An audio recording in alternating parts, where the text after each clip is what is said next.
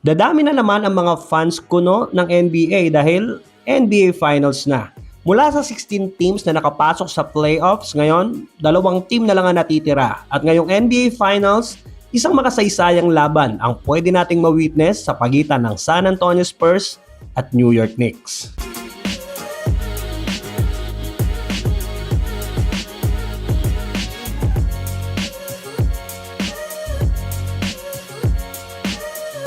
Tinapos ng Spurs ang pangarap ng Oklahoma City Thunder na makapagkampiyon na magkasunod na taon. Isang bagay na huling nagawa ng Golden State Warriors noong panahon pa ni na Kevin Durant. Sa pangunguna ni Victor Wembanyama, balik finals ang San Antonio. Unang pagkakataon mula nung nakuha nila ang kanilang ikalimang kampyonato noong 2014. Pero mukhang hindi magiging madali ang misyon na yon. Habang ang New York Knicks naman, pwede natin sabihing minanilang nila ang East at tinapos pa na may baong 11 consecutive wins at average winning na 24 points margin per game. Parang sinabi na lang nila na wala na bang mas mahusay pa sa mga to? Ito din ang unang NBA Finals appearance ng Knicks mula pa noong 1999 at ang nakakatawang isipin, ang koponang sumira sa kanilang pangarap noon ay ang San Antonio Spurs din ni na Tim Duncan. Kaya ang malaking tanong ngayon, tuluyan na bang aagawin ni Victor Wembanyama ang trono ng NBA o si Jalen Bronson ba ang magdadala sa Knicks sa kanilang unang kampyonato sa loob ng 53 years? Para sa Spurs, walang playoff experience ang batang core nila bago magsimula ang season. Sina Wemby, Castle at Dylan Harper, puro mga bagitong sumabak sa pinakamalalaking laban.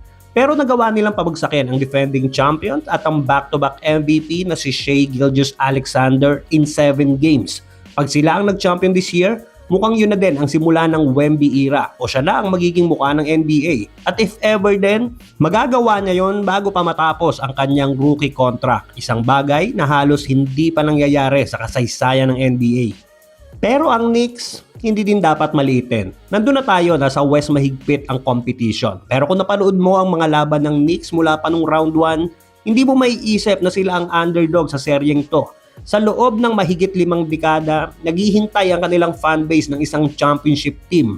Maraming beses silang umasa. Dumating ang panahon ni na Patrick Ewing pero hindi rin nila nakuha ang corona. Big market team ang New York. Kahit ilang dekada nang walang kampyonato yan, yung mga fans niyan hindi bumibitaw. Yung ibang franchise may bumababa na ang ticket sale o nagre-relocate pa. Ang New York, matibay ang pag-asa ng mga fans niyan. Pero ngayon, babalik na sila sa big stage at hindi lang sila bumalik. Bumalik sila ng may angas. 11 consecutive wins at may combined point differential na plus 262. Ayon sa mga statistician, ito ang pinakamagandang 11-game stretch ng anumang NBA team sa loob ng 80 years sa kasaysayan ng liga. At kung makakapagdagdag pa sila ng 4 na panalo, magiging alamat sila sa New York City habang milyon-milyong fans ang magdiriwang sa Manhattan. 3 beses nagharap ang Knicks at Spurs ngayong season. 2 ang naipanalo ng Knicks doon. Kasama na yung matchup nila nung in-season tournament kung saan Knicks ang nag-champion. Sa matchups, magandang abangan yung magiging depensa ni Stephon Castle kay Jalen Bronson. Remember, si Castle ang primary defender ni SGA sa conference finals. Si Castle ang malaking dahilan bakit bagsak ang percentage ng 2-time MVP buong serye. Pero ibang klaseng hamon si Bronson. Sa 3 laban ng Knicks at Spurs ngayong season, nag-average si Bronson ng 26 points kontra Spurs.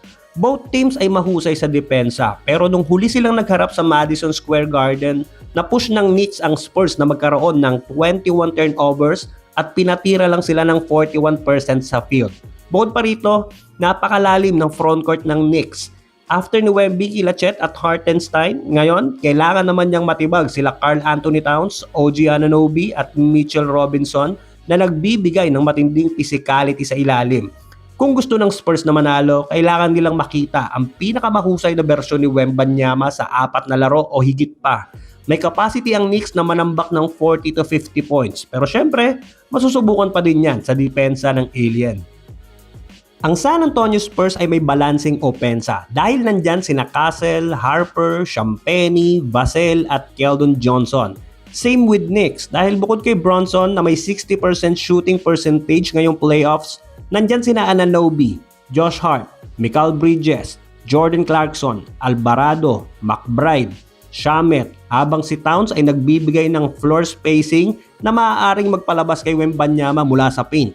Ang Knicks din ay may 123 offensive rating kontra Spurs. It means, isa sila sa mga team na nahihirapang pigilan ng San Antonio. Sa mga comments sa mga video natin, sobrang dami na nagsasabi na Spurs ang magkakampiyon ngayon. O automatic na ang Spurs. Well, valid naman ang bawat opinion. Pero sa tingin ko, mukhang kailangan muna ng Spurs maghanap ng paraan paano pabagalin ang sobrang init na opensa ng Knicks. Sa mga betting odds, yamado pa din ang San Antonio Spurs dahil sa mas maganda ang regular season standing nila, home court advantage, at dahil na din siguro sa sila ang nagpabagsak sa defending champs at sa pinakita nilang performance kontra Thunder. Pero ang Knicks, I'm sure papalag to. Remember, well-rested yung mga yan at yung way kung paano nila dinumina yung mga pinabagsak nila. At yes, pwede mong sabihin na mas mahirap ang mga nakalaban ng Spurs. Pero mapapaisip ka din kung mahina nga ba talaga ang mga nakalaban ng New York o pinagmukha na lang nilang mahina dahil sa dominance o tambak ng Knicks sa kanila. Isa lang ang sigurado, magiging magandang laban to. Dito sa Pinas, sa Webes ang Game 1, 8:30 ng umaga. Pero para sa akin, wala naman akong team sa dalawang to. Pero gusto ko lang manalo ang Spurs. Pero ang prediction ko, Knicks in 6 to. Kung mali, edi mali. Ikaw, comment mo na yung prediction mo. Basta walang magko-comment ng Lakers in 5. Paki-like and share na din ang video. At baka naman, paki-subscribe na din ang ating channel para sa mga susunod pang NBA Kwentuhan.